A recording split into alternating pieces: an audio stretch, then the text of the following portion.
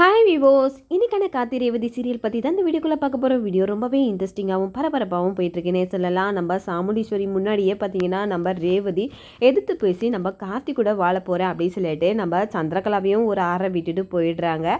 அதை பற்றி தான் இந்த வீடியோக்குள்ளே பார்க்க போகிறேன். இதுக்கப்புறம் நம்ம சந்திரகலா என்னெல்லாம் பண்ணுறாங்கன்னு பார்க்கலாமா? வாங்க வீடியோக்குள்ளே போகலாம். இந்த பக்கம் நம்ம ரேவதி பார்த்தீங்கன்னா நம்ம சாமுண்டீஸ்வரி கிட்ட ஒரே வாக்குவாதம் பண்ணிக்கிட்டு இருக்காங்க.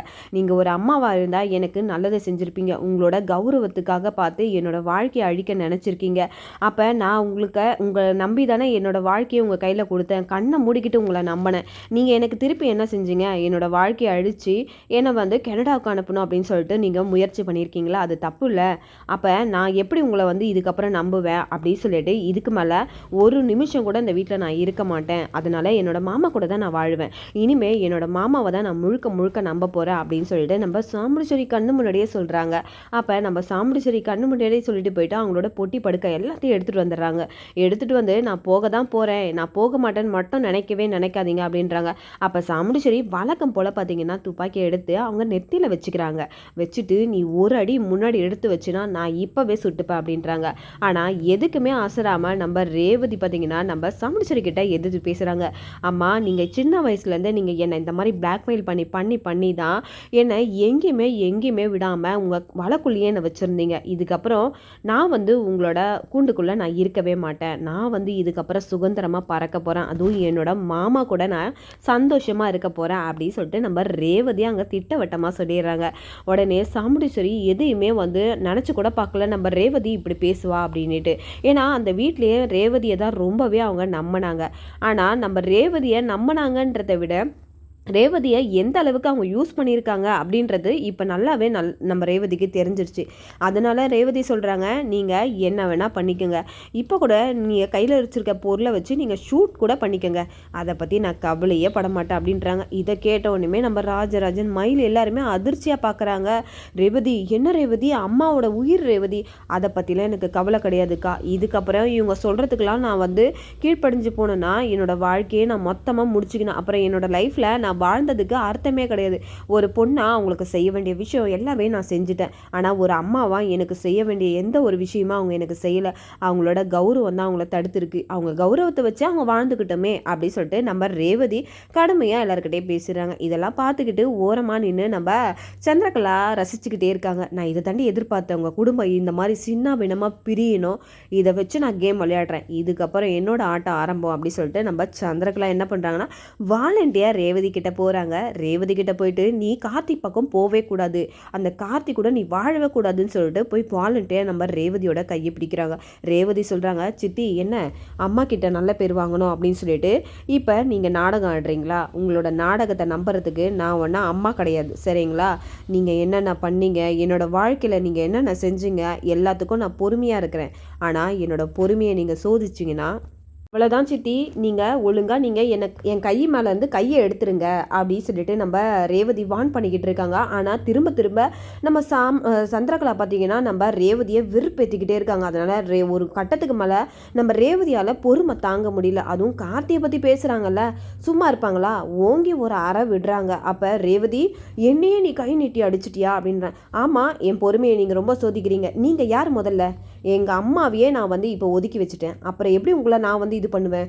என் மாமாவை பற்றி நீங்கள் பேசுனீங்கன்னா நான் சும்மா இருக்க மாட்டேன் அப்படின்னு சொல்லிட்டு நம்ம ரேவதி அதிரடியாக கிளம்பி போகிறாங்க. இந்த பக்கம் பார்த்தீங்கன்னா நம்ம சந்திரகலா, என்னை அடிச்சிட்டடி, இதை வச்சு நான் உன்னை எப்படி பிரிக்கிறேன்னு மட்டும் பாரு. அந்த கார்த்தி கூட நீ சேர்ந்து வாழணும்னு நினைக்கிறியா? அது மட்டும் ஒரு நாள் நடக்காது அப்படின்னு சொல்லிட்டு நம்ம சந்திரகலா மனசில் நினச்சிக்கிட்டே உள்ள சைலண்ட்டாக போகிறாங்க. அங்கே போயிட்டு நம்ம சாமுண்டீஸ்வரி பார்த்தீங்கன்னா அப்படியே வில்லத்தனமாக யோசிச்சுக்கிட்டு இருக்காங்க. அப்படியே யார்கிட்டையும் பேசாமல் அப்படியே அமைதியாக சிலையாட்டம் அப்படியே யோசிச்சுக்கிட்டு இருக்காங்க. அப்போ நம்ம சந்திரகலா போயிட்டு கேட்குறாங்க, என்னக்கா என்ன அவள் இந்த அளவுக்கு அவள் வெளியில் போகணும் அப்படின்னு சொல்லிட்டு படி தாண்டி போயிட்டா, நீ இவ்வளோ தூரம் பார்த்துக்கிட்டு சும்மா இருக்க அப்படின்னு சொல்லிட்டு, என்ன சித்தி அம்மாவை ஏற்றி விடுறீங்களா அப்படின்னு சொல்லிட்டு ரோகிணி ஒரு பக்கம் கேட்குறாங்க. இந்த பக்கம் இல்லையே, நீங்கள் வேற எதுக்கோ பிளான் போடுற மாதிரி இருக்கே அப்படின்னு சொல்லிட்டு மயில் நடுவில் பேசுகிறாங்க. என்ன ரேவதி இப்போ தான் ஒரு நல்ல முடிவை எடுத்திருக்கா, அது கூட உங்களுக்கு பொறுக்கலையா அத்தை? எதுக்காக இப்படிலாம் பண்ணிக்கிட்டு இருக்கீங்க அப்படின்னு சொல்கிறாங்க. உங்களால் தான் உங்களோட வாழ்க்கையை வாழ முடியல, வாழல, ஆனால் மற்றவங்களும் வாழணும்னா அது உங்களால் பொறுக்க முடியலையா அப்படின்னு சொல்லிட்டு நம்ம மயில் வந்து நறுக்குன்னு கேள்வி கேட்குறாங்க. இதெல்லாம் நம்ம சாமுண்டீஸ்வரி பார்த்துக்கிட்டே முறைக்கிறாங்க நம்ம மயிலை. இந்த பக்கம் சந்திரா, அதுதான் நானும் கேட்குறேன், என் பொண்ணு இப்போ தான் எனக்கு ஒரு நல்ல முடிவை எனக்கு கொடுத்துருக்கா. இத்தனை நாளாக இவங்க அம்மாவை ஏற்று பேச மாட்டாளான்னு நினச்சோம். ஆனால் இன்றைக்கி பேசிட்டா, அது உனக்கு பொறுக்கலையா? நீ ஏதோ அவளை ஏற்றி விடுற மாதிரியே இருக்குது. அவளை ஏற்றி விட்டு வேறு எதுக்காவது இது பண்ணிடாத அப்படின்னு சொல்லிட்டு சொல்கிறாங்க. அப்புறம் எல்லாரும் வந்து கம்முனா அமைதியாக போயிடுறாங்க. என்னடா இது சாமுண்டீஸ்வரி இப்படி இருக்கான்னு கூட யாருமே எதுவுமே கேட்காம போயிடறாங்க. பாத்தியாக்கா, உன் குடும்பம் உன்னை எந்த அளவுக்கு வந்து எங்கே வச்சுருக்காங்க பார்த்தியா? எல்லாருமே உன்னை ஒதுக்கி தான் வச்சுருக்காங்க. நீ தான் அவங்க எல்லாரையும் வந்து முன்ன நின்று வச்சு பார்க்குற அப்படின்னு சொல்லிட்டு நம்ம சந்திரகலா வந்து ஏற்றி விட்டுக்கிட்டே இருக்காங்க. ஏன்னா அவங்களுக்கு ஏற்ற தான் இந்த குடும்பத்தில் ஒரு பெரிய பிரச்சனை, பெரிய பிரளயம் வரும் அப்படின்ட்டு நம்ம சந்திரகலா இப்போ பிளான் பண்ணிட்டாங்க. அப்போ அக்கா, நீ ஒன்று மட்டும் நல்லா புரிஞ்சுக்க. இப்போ கார்த்தி ரேவதி கூட போய் வாழ போயிட்டா. அவங்க 2 பேர் மட்டும் ஒன்று சேர்ந்துட்டாங்கன்னு வச்சுக்கேன், உன்னால் கடைசி வரைக்கும் பிரிக்கவே முடியாது. அந்த ஒரு நைட்டு கூட அவங்க சந்தோஷமாக இருக்கக்கூடாது. அவன் இருக்கக்கூடாது. ஏதாவது பிளான் பண்ணு. கண்டிப்பாக ஏதாவது ஒன்று பண்ணி ஏதாவது ஒரு ட்ராமாவை போட்டு அவளை வீட்டுக்கு கூட்டிகிட்டு வா. அவள் சொன்னா பற்றியா ஒரு வார்த்தை, அந்த வார்த்தையின்படி நீ யோசியேன் அப்படின்றாங்க. என்ன சந்திரா சொல்கிற? அவள் சொன்னால, ஒன்று என்னோட கார்த்தி மாமா இந்த வீட்டுக்கு வரணும், இல்லை நான் அவரோட கூட வாழணும் அப்படின்னு சொல்லிட்டு. இப்போ அதே பாயிண்ட்டை வச்சு நம்ம அவளை வீட்டுக்கு கூட்டிகிட்டு வரலாமா? ஏதாவது ஒன்று பண்ணி அந்த வீட்டில் மட்டும் அவள் வாழவே கூடாது. அதனால நம்ம பக்கத்திலே வச்சு அவங்கள 2 பேரையும் ஒன்றா இருந்து பிரிக்கணும். அதுக்காக பிளான் பண்ணுக்கா அப்படின்றாங்க. ஒரு கட்டத்துக்கு மேலே சாமுண்டீஸ்வரி கத்த ஆரம்பிச்சிடறாங்க. நம்ம இவங்களாம் வந்துடுறாங்க, ராஜராஜன்லாம் வந்துடுறாங்க. அவள் அந்த கொலைகாரன் கூட வாழவே கூடாது, அந்த கொலைகாரன் குடும்பம் கூட வாழவே கூடாது அப்படின்னு கத்துறாங்க. அப்போ நம்ம ராஜராஜனும் பதிலுக்கு பதில் சண்டை போட்டுக்கிட்டு இருக்காங்க. நீ எப்படி என் பொண்ணை வந்து என்னை தாண்டி தோடுறேன்னு பார்த்துக்கலாமான்னு சொல்லிட்டு அவங்க மீசையெல்லாம் முறுக்க ஆரம்பிச்சிடறாங்க நம்ம ராஜராஜன். அப்போ நம்ம சாமுண்டீஸ்வரி சொல்கிறாங்க, அதையும் பார்த்துடலாம், எப்படி வாழ்கிறான்னு மட்டும் பார்க்கலாம் அப்படின்றாங்க.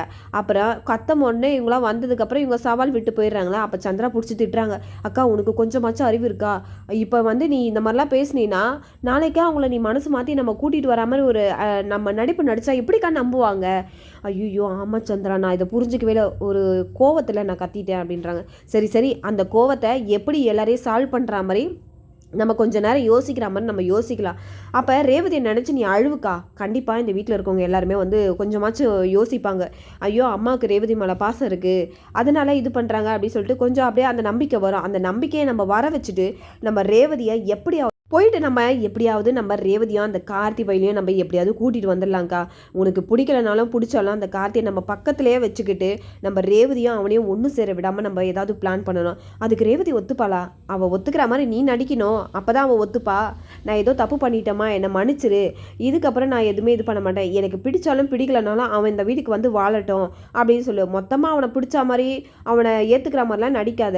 எனக்கு பிடிக்கல தான், ஆனால் நீ எப்போவுமே கண் முன்னாடியே இருந்துட்டியா, என்னால் இப்போ நீ இல்லாமல் என்னால் அந்த வீட்டில் ஒரு நிமிஷம் கூட இருக்க முடியாது, நீ வா. அவன் எனக்கு பிடிக்கலனாலும் நீ கொஞ்சம் நாளைக்கு நான் வந்து என்னை மாற்றிக்கிற வரைக்கும் அவன் கூட இருக்கட்டும் அப்படின்னு சொல்லிட்டு நீ வந்து அங்கே இரு அப்படின்னு சொல்லிட்டு நம்ம சாமுண்டீஸ்வரி ஒரு பிளானை போடுறாங்க. இங்கே பார்த்தீங்கன்னா நம்ம ரேவதி கார்த்திகிட்ட போயிட்டு மீட் பண்ணி பேசுகிறாங்க. மாமா என்னை மன்னிச்சிருங்க, உங்களை கேட்காம அந்த வீட்டை விட்டு நான் வெளியில் வந்துட்டேன்.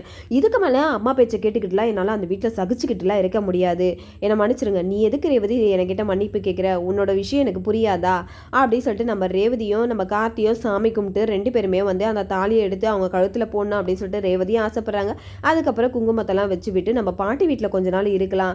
எனக்கு என்னமோ நம்ம அந்த தனியாக அந்த வீட்டில் இருக்கிறது அத்தைக்கு விருப்பம் இல்லாமல் செய்யறதும் இன்னும் அவங்களுக்கு வெறுப்பை ஏற்படுத்தும்னு சொல்லிட்டு நம்ம கார்த்தி ஜென்யூனாக யோசிக்கிறாங்க. ஆனால் நம்ம சாமுண்டீஸ்வரி வில்லத்தனமாக யோசிக்கிறாங்க.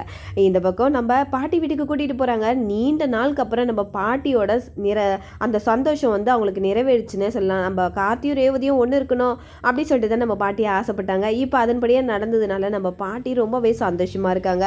இதுக்கப்புறம் பார்த்தீங்கன்னா நம்ம சாமுண்டீஸ்வரியோட வில்லத்தனம் ஜெயிக்குதா இல்லை நம்ம கார்த்தியோட அன்பு ஜெயிக்குதா அப்படின்றத பார்க்கலாம். நம்ம எந்த அளவுக்கு நம்ம ராஜராஜன் நம்ம ரேவதியை பாதுகாக்க போகிறாங்க அப்படின்றத சுவாரஸ்யமான விஷயத்த நாளைக்கான வீடியோவில் நம்ம பொறுத்திருந்து பார்க்கறதுக்கு முன்னாடி என்னோட ரிவ்யூ உங்களுக்கு பிடிச்சிருந்தா மறக்காமல் உங்களோட கமெண்ட்களை என்னோட கமெண்ட் பாக்ஸில் தெரிவிங்க.